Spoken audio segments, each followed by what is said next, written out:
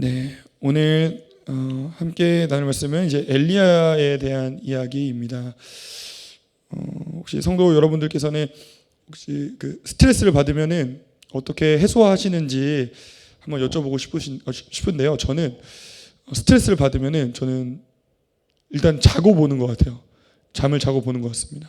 그래서 시간이 좀 넉넉할 때는 주말에 막 13시간, 14시간 이렇게 잤던 것 같은데 요새는 이렇게 그만큼 잘 시간이 없어가지고 그렇게 해소하지는 못하는 것 같습니다. 사람들마다 스트레스를 해소하는 방법이 다 다른 것 같습니다. 저희 학생들은 보통 이제 게임으로 스트레스를 해소하는 것 같고, 제가 아는 이제 어머님들은 요새 그런 게 유행하더라고요. 점핑 아시나요? 점핑이라는 스포츠가 있대요. 그래서 그걸로 또 스트레스를 푸시기도 하고 노래 교실을 가서 스트레스를 푸시기도 하는 것 같아요. 이처럼 현대인의 이제 질병으로 꼽히는 것이 이제 스트레스입니다. 그리고 잘 아시다시피 우울증도 있고 그리고 불안장애, 번아웃, 증후군도 있다고 합니다. 우리가 세상을 살다 보면은 더 이상 내 힘으로 안 되는 순간이 찾아옵니다. 아무리 애써도 답은 보이지 않고 기도해도 상황은 변하지 않는 것 같고 내가 할 수 있는 모든 것을 했는데도 길이 보이지 않는 순간들이 있습니다. 우리는 그것을 한계라고 부릅니다. 그러나 성경을 보면 그 한계는 끝이 아니라 하나님의 능력이 역사하는 자리로 역전되는 경우를 자주 보게 됩니다. 신앙서적 중에 펜인가 제자인가라는 책을 썼던 카일 아이들먼의 또 다른 저작이 있어요. 이 책의 이름이 나의 끝 예수의 시작입니다. 그리스도인으로서 살아가면서 한계가 다다른 사람들이 예수님의 시작을 바라보게 되는 경험하게 되는 일들을 기록한 책입니다. 이 책의 제목처럼 모든 것이 끝이 난 것만 같은 절망이 오히려 예수님의 시작임을 깨닫게 되는 경우가 종종 있습니다. 오늘 열왕기상의 말씀을 이해하기 위해서는요, 사전에 이제 배경 지식이 필요한데요. 이 19장 이전에 엘리야와 북이스라엘의 아합이라고 하는 왕의 이야기를 알고 있어야 됩니다. 북이스라엘에서 가장 악한 왕 중에 한 명으로 평가되는 인물이 있는데요. 그 인물이 바로 아합 왕입니다. 아합 왕은 그의 아버지 오므리라는 사람이 강력한 왕조를 세웠거든요. 수도를 사마리아로 옮겼고 그 왕권을 강화했어요. 그런데 아합은 그 기반 위에서 나라를 더욱 견고하게 만듭니다. 당시 북이스라엘의 주변 국가들에는요, 북쪽에는 아람 국가가 있었고요. 그리고 남쪽에는 이제 분단되었던 남유다가 있었습니다. 서쪽에는 페니키아가 있었고 동쪽에는 지금 막 성장하고 있는 성경에는 아수르, 역사책에는 아시리아라고 하는 대제국이 자라나고 있었습니다. 그런데 아합 왕이 이 페니키아와 동맹을 맺어서 국제 무역을 활발하게 했거든요. 이 아합 왕은 페니키아의 공주인 이세벨과 결혼을 하였습니다. 정략 결혼이죠. 경제적으로 정략 결혼을 하면서 경제적으로 큰 이익을 얻었습니다. 이 겉으로 보기에는 북이스라엘이 전성기를 맞이한 것처럼 보입니다. 그런데 문제는 정치나 경제가 아니라 신앙에 있었습니다. 신명기 7장 말씀에 보면요, 이스라엘 백성에게 하나님께서 모세를 통하여 명령하십니다. 그들과 이 가나안 사람들이에요. 그들과 혼인하지도 말지니 내 말을 그의 아들에게 주지 말 것이요 그의 딸도 내 며느리로 삼지 말 것은 그가 내 아들을 유혹하여 그로 여호와를 떠나 다른 신들을 섬기게 함이니라. 이렇게 기록되어 있습니다. 이게 지금 가나안 땅을 들어가는 이스라엘 백성에게 이방 여인인 가나안 족속과 결혼하지 말라고 하나님께서 명령하신 것입니다. 여호수아도 반복적으로 이 명령을 하는데요, 훗날에 이 가나안 땅의 여인들과 결혼하면서 수많은 우상이 이스라엘 땅에 들어오게 됩니다. 더더욱 성도 여러분들도 아시다시피 솔로몬 때는요, 정치적인 이유로 수많은 이방 여인들을 아내로 맞이하였는데요, 결국 이스라엘 수많은 우상이 들어오게 되는 결과를 맞이하게 됩니다. 이처럼 이세벨은 페니키아의 왕 옛 바알의 딸이었습니다. 우상을 섬기는 왕의 딸이었습니다. 그녀는 페니키아의 주신인 바알과 아세라 숭배를 이스라엘에 적극적으로 들여왔습니다. 이 역사 기록을 보면은 이 바알과 아세라 신을 풍요의 신이라고 하더라고요. 그래서 남신인 바알, 여신인 아세라. 그래서 이 제사 방법이 상당히 음란하였다고 합니다. 아합은 이 음란한 이 우상 숭배를 장려했는데요. 바알 신전을 세우고 바알 제단을 만들고 아세라 목상을 세웠습니다. 하나님보다 바알을 더 섬기도록 허용했습니다. 그리고 아내 이세벨은 바알 선지자들을 후원하며 여호와를 섬기는 선지자들을 죽였습니다. 그래서 성경은 아합을 그 전에 모든 사람보다 여호와 보시기에 악을 더욱 행하였다고 평가합니다. 결국 당시 이스라엘 사람들은 하나님도 믿고 바알도 믿는 혼합 신앙에 빠져 있었습니다. 그때 이처럼 어두운 시기, 가장 어두운 시기에 이스라엘 역사상 가장 위대한 선지자로 꼽히는 엘리야가 하나님께 부름을 받습니다. 어둠이 짙을수록 하나님의 영광을 드러내는 빛은 더더욱 밝게 드러나는 줄 믿습니다.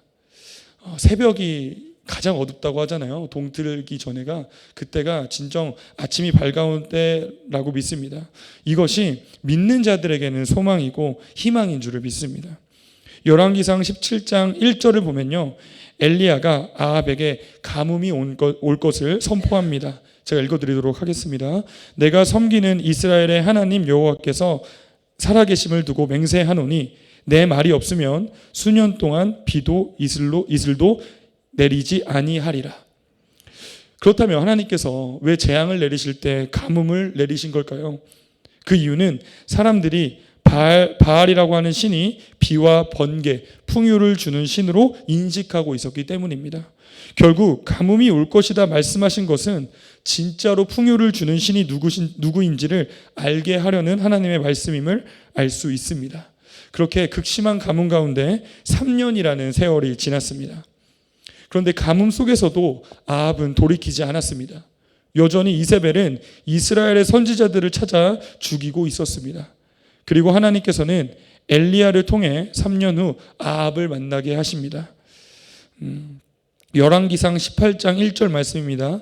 많은 날이 지나고 제3년에 여호와의 말씀이 엘리야에게 임하여 이르시되 너는 가서 아합에게 보이라. 내가 비를 지면에 내리리라. 결국 엘리야는 아합 앞에 서게 됩니다. 그리고 아합은 엘리야를 이스라엘을 괴롭히는 사람이라고 이야기합니다.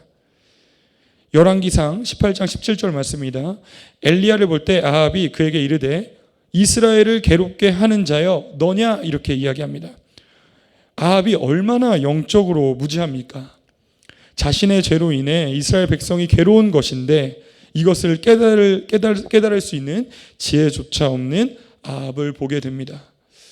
어찌 보면은 우리도 영적인 지혜가 없어서 이 시대의 재앙이, 이 시대의 어려움이 어디로부터 온 것인지를 깨달을 수 없는지도 모릅니다.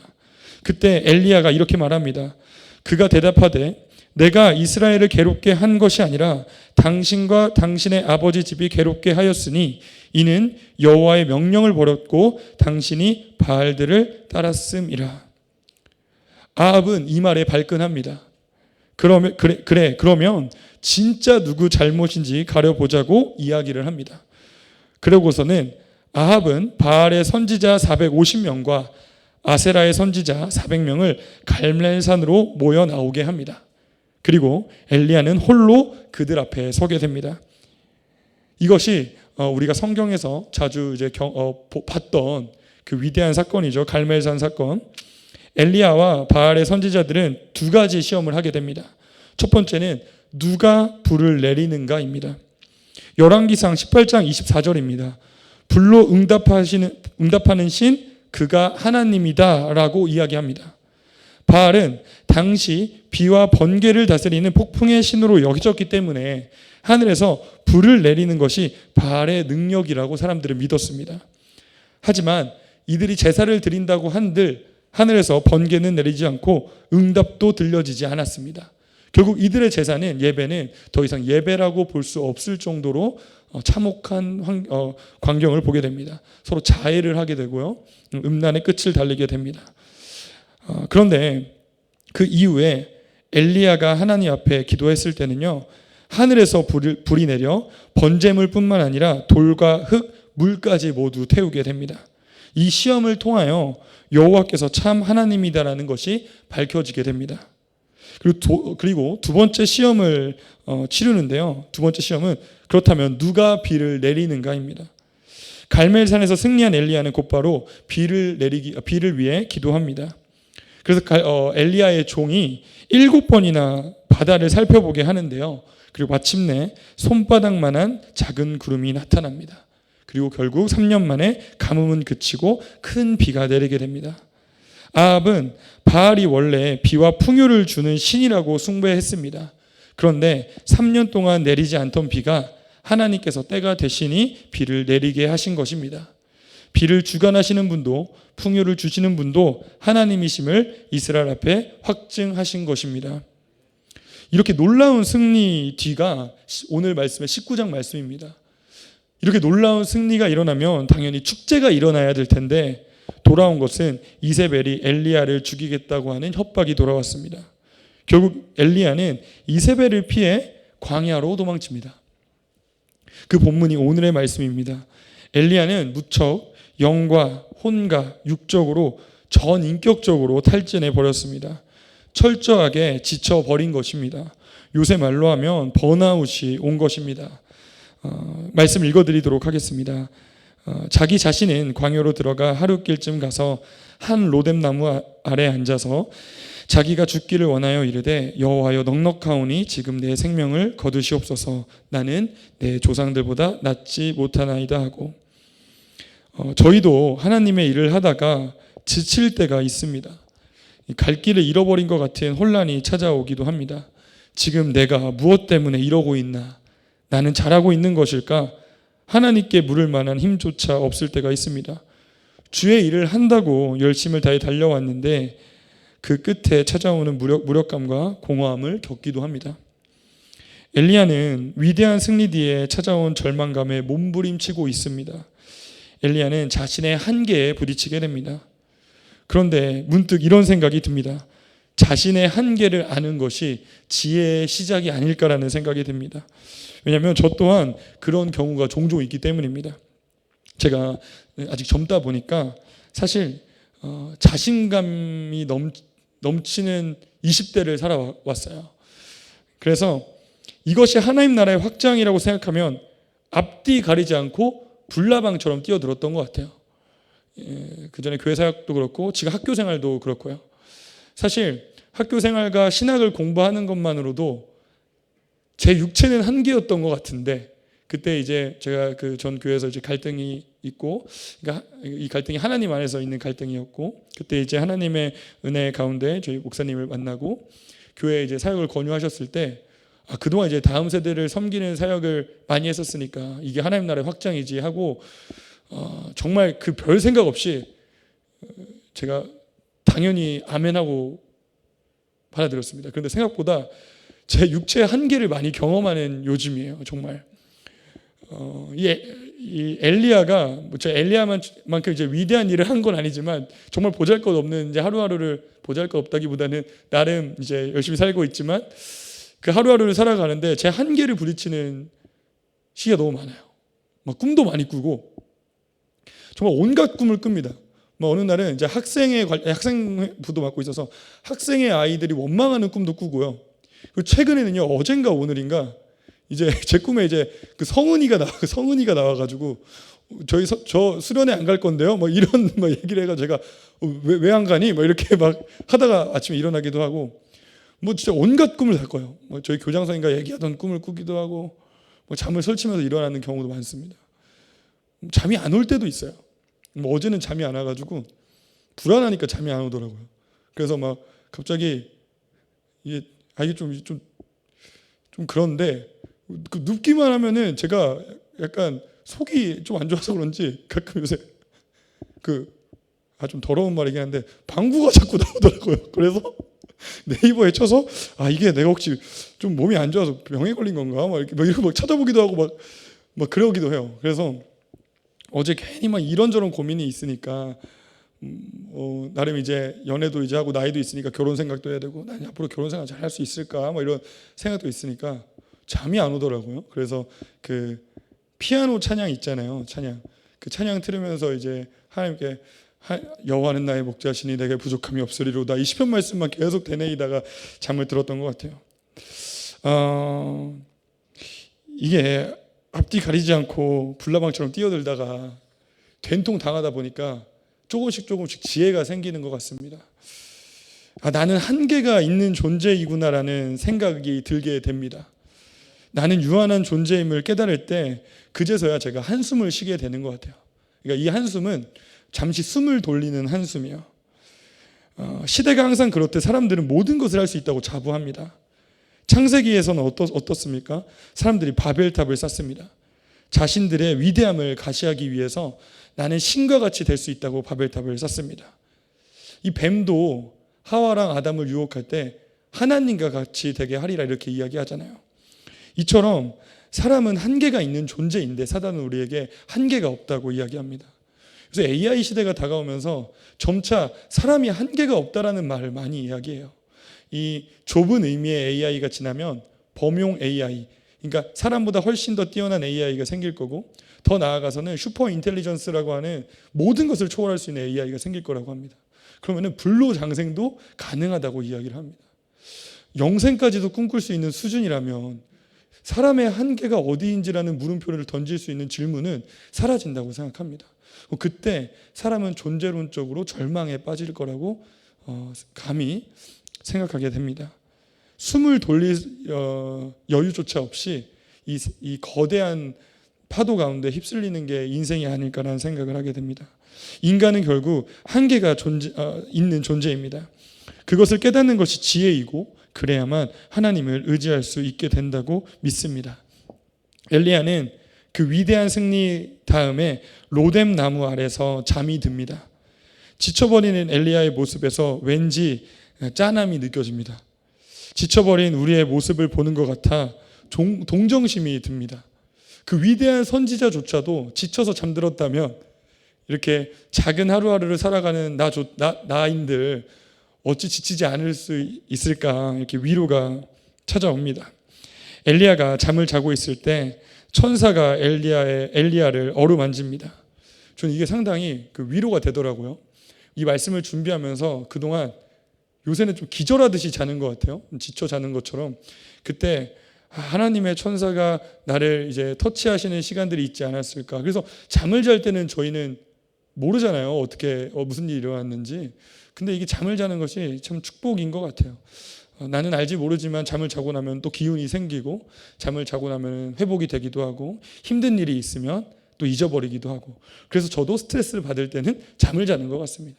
저처럼 모든 사람에게 주어진 이 잠은 하나님께서 위로하시는 손길인 것 같습니다. 네, 이렇게 하나님께서 이 엘리야의 이 꿀잠 같은 잠을 허락하시고 그 엘리야의 머리맡에 숯불에 구운 떡과 한 병의 물을 놓아 주십니다.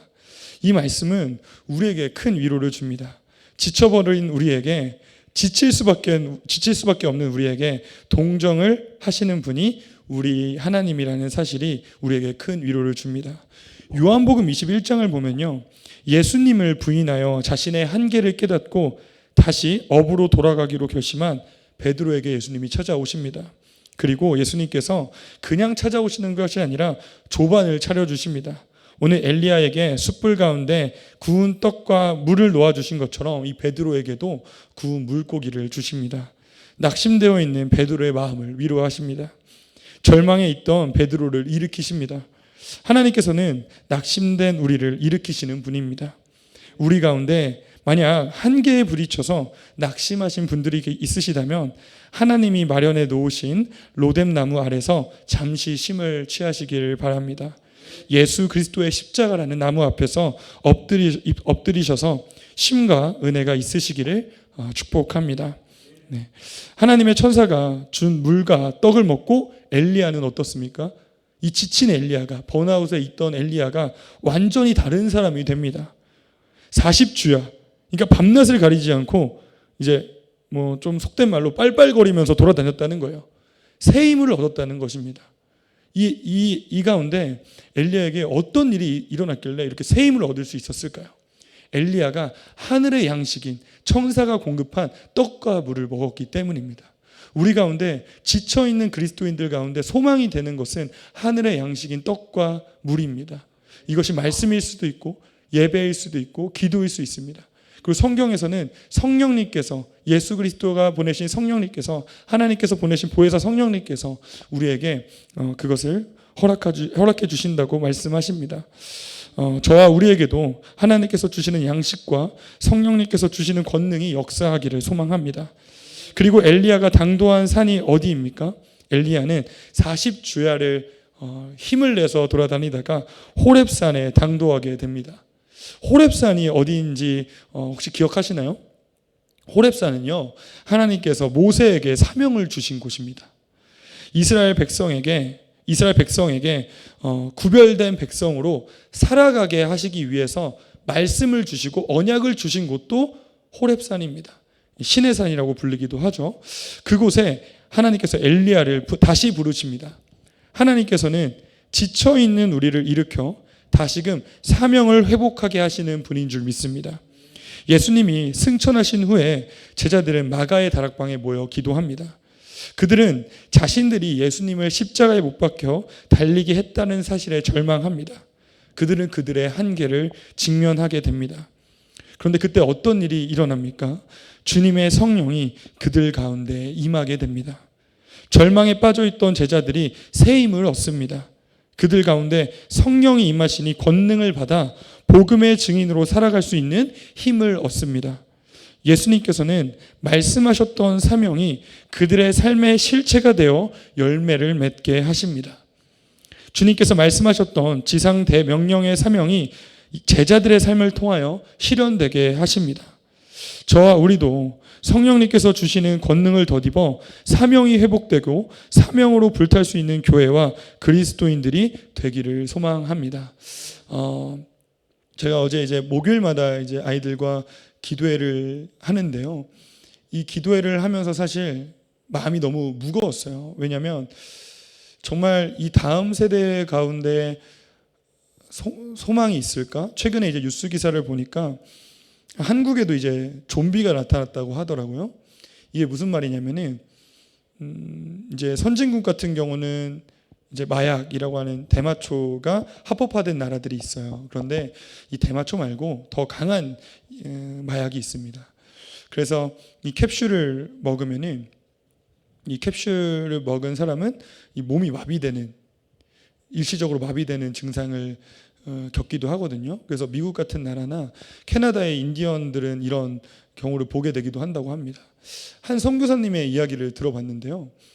이 인디언들이, 캐나다 인디언들이 수도로 오려고 하니까 이 정부에서 막아서, 수도로 오면은 여러 가지 문제가 생기니까 기본 소득을 줘서 그들의 이제 자리에서 살게 한다고 합니다.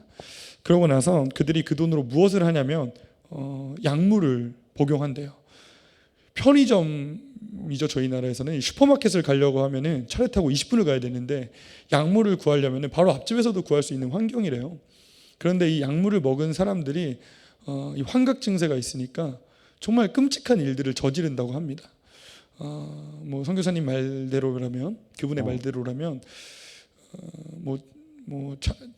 자녀에게 끔찍한 일을 저지르기도 하고 이웃을 이제 총으로 쏘기도 한다는 이야기를 들었어요. 그래서 선교사님께서는 이제 그 금요일마다 이제 마약을 복용하는 문화가 있나 봐요. 그래서 그 금요일마다 도망 나온 아이들을 케어하는 사역을 하신다고 하더라고요.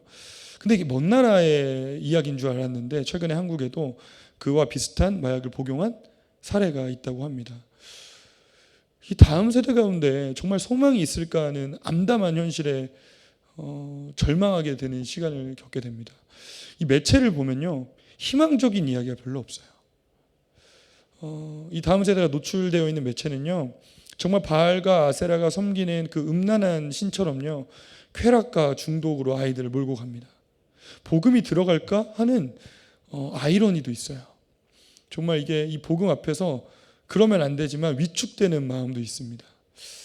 뭐 더더욱 지금 다음 세대가 살기 힘들다고 하잖아요. 뭐 저희 부모님 세대만 해도 최근에 신문 기사를 보니까 부모보다 더 못 사는 최초의 자녀 세대라고 하더라고요.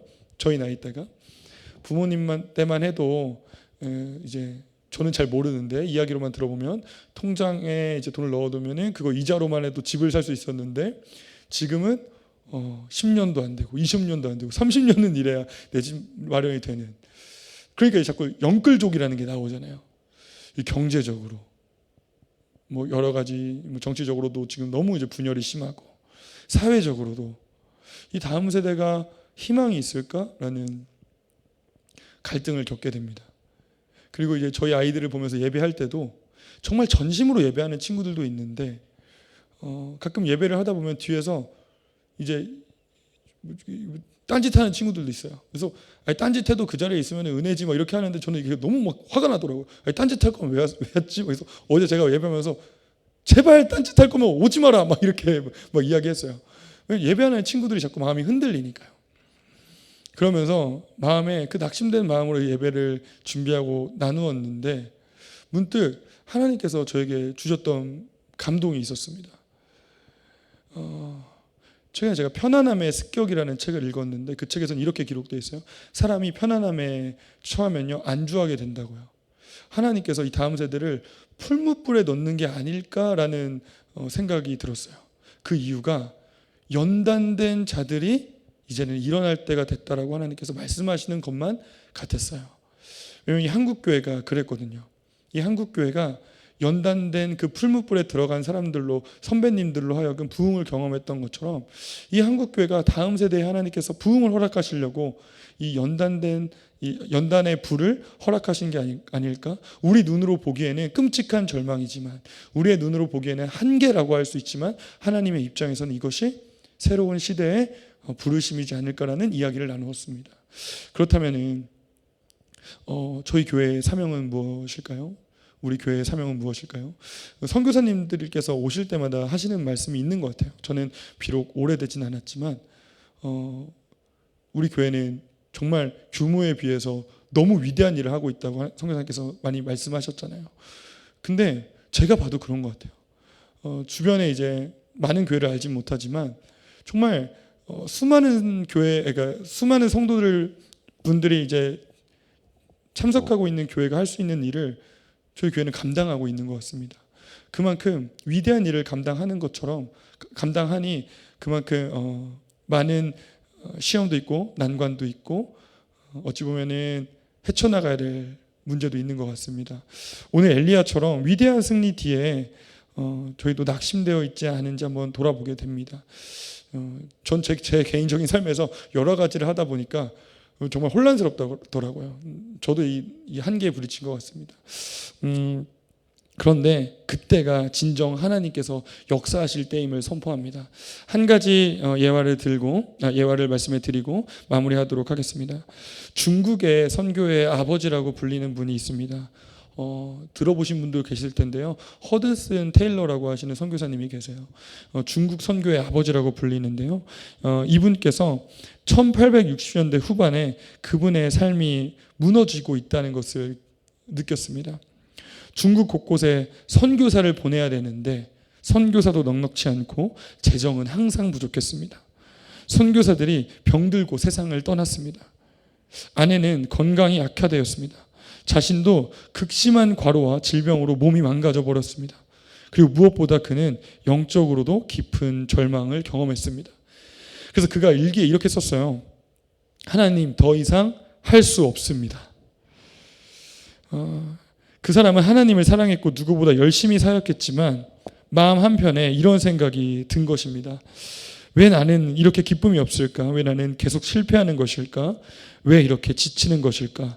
그는 자신의 일가와 주변 선교사님들께 이 편지를 나누었습니다.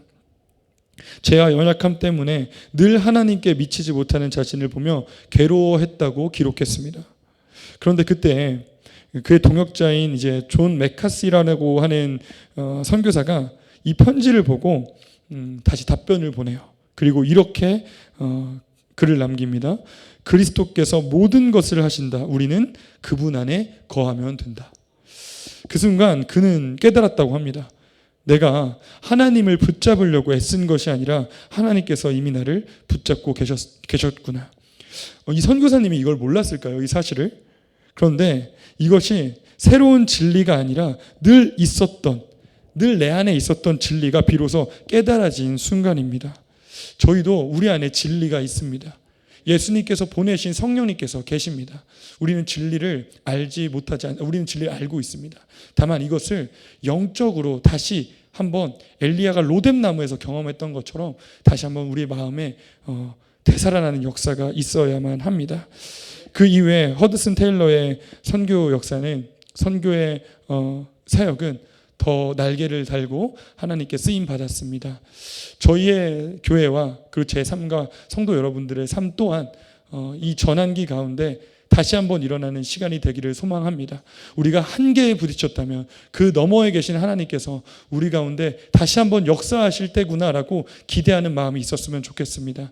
우리의 성도분들의 질병 가운데, 우리 가족의 구원 가운데, 우리의 선교지 가운데, 우리의 직장 가운데, 이 나라의 교회 가운데 하나님께서 한계 너머에 하나님을 보여주실 때임을 우리가 다시 한번 선포하며 나아가는 우리가 되었으면 좋겠습니다.